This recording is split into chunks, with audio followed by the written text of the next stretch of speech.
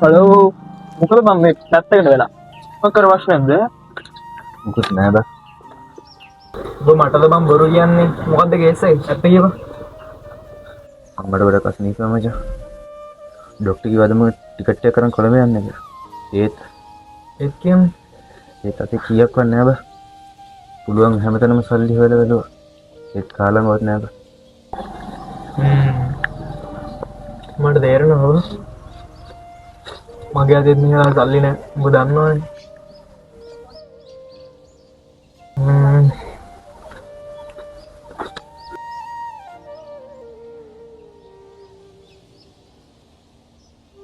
මෙන්න මේ ගණින් ඒක උගත් කරලා අම්මගේ බෙහෙත් ටික අරන් දීපන් හරිද උඹට පිස්සුද ප්‍රමෝද්? මේක උඹලා යම්ම උඹට අරන් දීපු මාලේ. මට බෑ මේක ගන්න. පිස්සුද බං මාල්ට වඩා උඹලගේ අම්මගේ ජීවිතේ වටිනවා සල්ලි කියන දේවල් අද වන්න පුළුවන් හෙට වන්න පුළුවන් ඒ වගේද බං ජීවිතය අඩු සිරාටම ලොකු දවබ්බ.